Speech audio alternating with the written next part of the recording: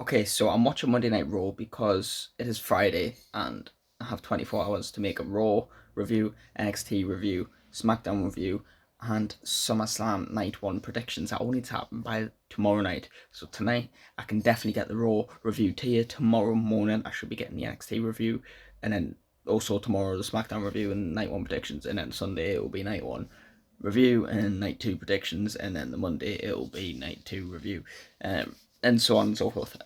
So kicked off the show game with another Hulk Hogan tribute, which is fine. The man deserves it, but he's probably got to be the first person with two tributes, like, to open up shows. And this time it wasn't, they had the 10 bell salute and everything, but this time it wasn't the narrated compilation of Triple H talking about Hulk Hogan. This time it was the compilation, but with Alex Warren's Ordinary playing over it, which I didn't mind. And I never saw that song as that type of song because it's it's a love song, but fair enough. The man deserves another tribute. And Jey Uso opened up the show doing this whole entrance thing, and he was about to do the redo of it till Paul Heyman interrupted him. And I thought obviously it would get this big fight, but no, it was purely between Jey Uso and Paul Heyman. And Paul Heyman went on a long tangent and kind of outlined how, mothers may lie to kids at Christmas about Santa or, whatever. And he proceeded to say that Roman has always lied about how he perceives Jey. So if he's told Jey he's proud of him, if he's told Jey he wants him to be a star, Roman's lied to him, and Roman's basically used Jey all the time, and he's trying to turn Jey against Roman ahead of the match against Big Bronson Reed and Braun Breaker. And that's when Jey Uso was like, I never won the World Heavyweight Championship for Roman. He won it for himself. And when it comes to family, he doesn't play around. So he basically just threatened Paul Heyman and then carried on with his eating. It's basically Paul Heyman trying to plant the mind games and Jey Uso standing on his business. And I understand he's got a match with Bronson Reed later tonight, which we've seen 1,000 times. Jey Uso's fought Bronson Reed and Braun Breaker so many times, individually and in a tag team match. So it is what it is, but I'm not going to complain. And now we've actually got a match starting, which is a mixed tag match. AJ Styles is finally in competition, as we know he's facing Dominic at SummerSlam. AJ Styles is teaming up with the Kabuki Warriors against the Judgment Day, Dom, and the tag team champions. I mean, that is a crazy match, but seeing AJ Styles in action once again and on Monday Night Raw, beautiful. I love it. And there we have AJ Styles and the Kabuki Warriors getting the win. AJ with decent chemistry with these two as well. I mean, the match actually ends with AJ Styles pinning Dominic Mysterio, which is crazy. Whether that could mean Dominic retains at SummerSlam, but I don't like to think like that. But AJ getting the pin over Dominic is crazy, so maybe it's just, I just think the right thing, like, although Dominic is doing fine as an Intercontinental Champion, although he could be doing better, it doesn't seem right to take the belt off Dom already, but I feel like it's more AJ's time than it is Dom, because AJ's not got long left. Putting the belt on AJ would be great for AJ's last run, and if Cena loses that title at some point, an AJ Cena match needs to happen again, obviously, and an AJ Cena match for the Intercontinental title, where Cena's fighting for the title he's never won, also needs to happen. So I feel like at SummerSlam it should fucking happen, do you know what I mean? So that was interesting. I mean, you could just have Asuka pin Roxanne or something, but it is what it is. I'm not going to complain. I love to see a phenomenal forum, so what the hell? Now in Grayson Waller's attempt to be best friends with the New Day, he tried to impress them, and he tried to call out Sheamus while Sheamus was having a backstage interview. He called him a cheater for how he beat Rusev last week, despite Rusev doing it first. And he called him a cheater because he beat Grayson Waller quite a few months ago. And then Sheamus was like, obviously cut a great promo. Sheamus is a goat. Called him a disease, which is fair. And then just accepted his match and said it's banger after banger. And he kept looking over his shoulder, obviously looking at Xavier and Kofi. And Grayson was like, yeah, I'm not scared, only because he wasn't scared, because he thought he had backup until he turned around and Woods and Kofi have ditched him. So he's not got backup. So this is a desperate attempt to get out of Austin Theory's shadow and feel more comfortable around more success, really. And then they've ditched him when times got hard. Damn. And he's probably going to have that match. He's probably going to get squished. But he shouldn't be squished. I feel like Grayson Waller should put up a bit of a fight. But obviously Sheamus should win. Obviously. Come on. So Grayson Waller has to fight against Sheamus with no backup from the New Day, so I can imagine that's probably going to cause some problems between Grayson Waller and the New Day. And then, just as Sheamus is about to win, Rusev obviously interrupts and tries to cross Sheamus, doesn't work. Sheamus still hits the bro kick on Grayson Waller and still wins. By the way, Grayson Waller's in shape since the last time I've seen him in ring, and I'm glad Grayson put up a bit of a fight. Thank you. But then obviously after the match when Sheamus won, Rusev got the drop on him and started attacking him. So the third match is coming. Hold your horses. Again, Naomi proving that she can do an amazing promo with a quick backstage interview that isn't interrupted, doesn't need the something. Just a great promo. From the Women's World Champion, I mean, I think we need those, you know what I mean?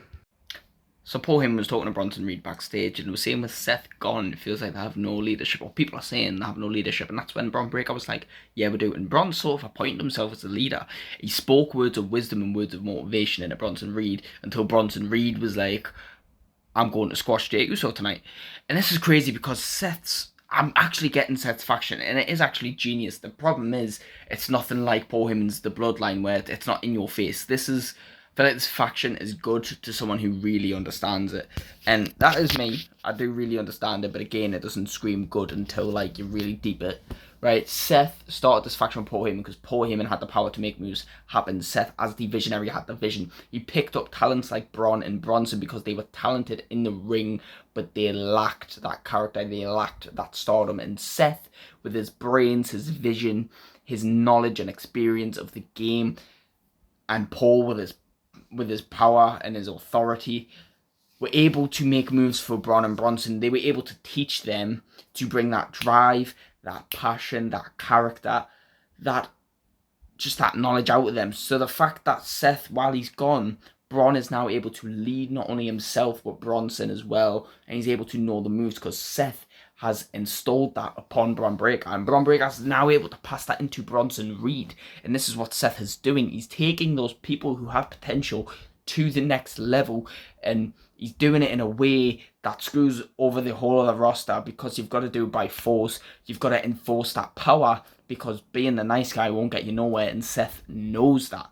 Because when Seth was in the Shield, and it was a great faction, and they were great, but when Seth did things his own way, he propelled to a next level. Do you know what I mean? When he joined the Authority and he won the Money in the Bank contract and he took the WWE Championship, that's what he's bestowing upon Braun and Bronson. It's genius when you really think about it. Lyra Valkyria came out to cut a promo, had some new shoes on. Again, she's still not getting the punchline. The fans aren't getting what she's saying. She did a little cheesy bit where she's like, look at my new shoes. These are called my Becky Stompers because they've got big soles and whatever. And then Becky Lynch's music played and really she was going to sneak up on Lyra, but Lyra sort of knew she was there. Hit that dive through the rope, hit her with the Becky Stompers, chased her around with a kendo stick. Yeah, they're just scrapping because again, WWE's just got filler until SummerSlam. They've just got all this filler. And then had a little backstage promo with Sami Zayn where Sami Zayn was doing an interview with Corey Graves saying he needs this to be done with Karrion so he can chase the world title. That's when Karrion took over the interview and Karrion said, look, when you lose, I want you to say that I was right. I want you to say Karrion was right and then I'll leave you alone and then you can go off and win the World Championship. And he said that with a bit of sarcasm. And then Sami said when he wins, you know, because he said, oh, Karrion, you think you're so smart? He said, when I win, and I will win, I want you to say you were wrong, which proves nothing, because if Sami's forced to say Karrion was right, then it proves nothing. I don't know why that gives Karrion any satisfaction when Sami's forced to say it. And if Karrion's forced to say he was wrong, what's the point? Really, what's the point? It seemed so stupid. Just have the match, and then later on down the line, if Sami turns heel, we know Karrion was right. If Sami doesn't turn heel, we know Karrion was wrong. Simple. Simple as that. That's all it should be. Let's be honest. So, backstage, to try to get an interview going with Bayley, and after not earning the Intercontinental title shot for SummerSlam, not winning the women's title match last week, she's defeated. My GOAT is defeated. WWE has nothing for my GOAT. Figure it out. Get something done. Because I'll be honest, we've got one of the greatest 8-woman tag matches happening right now. The Women's World Champion, Naomi, with the greatest women's character on the roster, Chelsea Green, and her great faction, the Secret Service, are taking on the 4 biggest stars in the WWE right now: Io Sky, Rhea Ripley, Stephanie Vaquer, and Nikki Bella. That's an amazing match, and if Team Steffi wins, I'm going to be mad. What an incredible 8-woman tag match. I mean, that was quite long as well. What I loved about this match is Stephanie Vaquer got the pin. Hello. Nikki Bella's botches are insane, but Stephanie Vaquer got the pin. Now, what I want to know is, obviously, we have Rhea, Naomi, Io, triple threat match at SummerSlam, but where does that leave Nikki Bella, Stephanie Vaquer, and Chelsea Green, and the well, Secret Service. I thought we were going to get Stephanie Vakaya and Nikki Bella versus Secret Service, but apparently not. God knows. Maybe this is it. Not everyone needs to be on PLEs, but I feel like someone like Stephanie Vakaya definitely deserves to be on SummerSlam. I'm a bit surprised Nikki Bella's not on SummerSlam, but I'm not bothered by it. Chelsea Green deserves to be on SummerSlam. I mean, come on, let's be real. Well, while Finn Balor had a motivating speech to keep Dom, Roxanne and Raquel out the dumps after losing their match, and obviously JD and Finn are about to go defend against the LWO, what the hell. He said Judgment Day is stronger than ever. They said when Rhea left her would fail. They said when Damien left her would fail. They said when Liv without Liv here would fail, but look at us, we're still standing, we're stronger than ever, and Liv's not even here, and obviously Finn's going to keep pushing that needle further, and that Liv's not there, and he's doing this without Liv, because everyone thought Liv was the amazing part of the Judgment Day. And he told Dominic and that to chill and watch the video games, they don't need assistance. That's when WWE did their classic thing. They turned it into a promotion. Roxanne Perez hands Dominic Mysterio the Nintendo Switch, and he goes, WWE 2K25, right? Because guess what? 2K25 just came out on the Nintendo Switch. The first and only game to go on Nintendo Switch since WWE 2K18, which everyone said I'd fault. I found it fine. That's how I played 2K18 on the Nintendo Switch. But it was all one big promotion. I mean, obviously it wasn't a promotion. It had story to it. But at the same time, WWE, man, do better. Again, WWE planted that seed when Team Rhea and whatever were backstage about to celebrate. Io held Rhea back as if she was to say something, and Rhea knew what was happening, so she said, look, we're cool now, but just know SummerSlam, I will finally have you, I will finally beat you. And Io's like, you never have it and you never will, and it ended like that. And obviously they're still building it because 3 singles matches, Mae Young Classic, NXT, and for the Women's World Championship every time Io beat Rhea, and stakes were on the line. Then they had a triple threat match at WrestleMania with Bianca Belair. Io Sky won. Then they had a one-on-one match at Evolution where Naomi got involved. So neither won. So Rhea Ripley in 5 matches has never been able to beat Io Sky. 3 times one-on-one lost to her. So maybe at SummerSlam is her chance, which is a shame because she's not going to do it, and neither is Io. It's going to be Naomi. So maybe Naomi's going to retain. It's going to be 6 matches, and then on the 7th one, Rhea's finally going to do it. Maybe they'll do one non-title, and the moment will finally happen. But we've got a World Tag Team title match right now, so let's focus on that. So the Judgment Day successfully defend their World Tag Team titles against the LWO, but it wasn't without shenanigans. Obviously, El Grande Americano, Ludwig Kaiser version, El Grande Germanicano is what people are calling it now, tried to get involved. Dragon Lee sorted him out, but that's when a third El Grande Americano got involved. This one with a bit of a different mask, obviously, because the suit is now in Ludwig Kaiser's hand. And I've seen a bit of speculation online, I'll be honest. People are thinking it's Butch or Pete Dunne. Why am I still calling him Butch? Pete Dunne. People are thinking it's Pete Dunne, which is a shame because Pete Dunne's clearly not like the direction his career went in. He had a bit of a boost when he was Butch, but apparently he grew out of liking it, became Pete Dunne again, became more serious again, started teaming up with Tyler Bate, became New Catch Republic again. Didn't like that one either.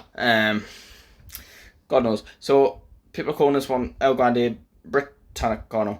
God knows where this will go, but it's interesting. At least they're doing something new and interesting every week. They're not just dragging out this El Grande Americano story for nothing. And I'm hoping when Chad Gable gets back, they'll all get unmasked and they'll have a battle of the El Grande Americanos, and Chad Gable will come out on top and finally have his push. Goddamn, please, just let it happen. Let it happen, man. Come on.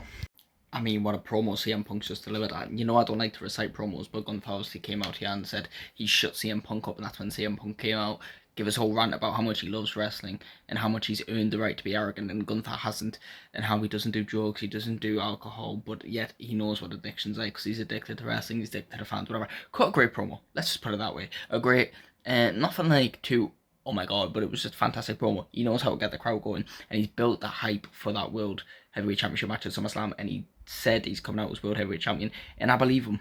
It's sad that Gunther has to have 2 short reigns. Well, I mean, the first one wasn't really short, but sad that it has to be a short reign. But to be honest, it was better than spending the whole time with Jey as World Champion, let's be honest. So CM Punk as World Heavyweight Champion at SummerSlam, I back it. Honestly, I back it, because Sammy's coming for that title after, and Punk versus Sammy is so much better than Sammy versus Gunther again, let's be honest. So the Jey Uso Bronson Reed match obviously ends in disqualification with Braun Breaker getting involved, Roman Reigns getting involved. It ends in a big brawl. Let's be honest, it's all filler. That's all WWE's been doing recently, is filler for SummerSlam with cool bits here and there, like Bron spearing both Jey and Roman through the barricade was pretty cool. Bronson Reed taking Roman's shoes and saying, I'm keeping them. That's new. That's new and fair because people value shoes in this world. I don't give a shit. But, you know what I mean? Yeah, just filler. I mean, this episode of Raw was meh. I'll be honest, it was meh. It wasn't bad. It was watchable. It was meh. Very meh. And the matches were quite meh. So, it is what it is. Thank you all so much for watching. Please like and subscribe, and I will see you in the next one. Goodbye.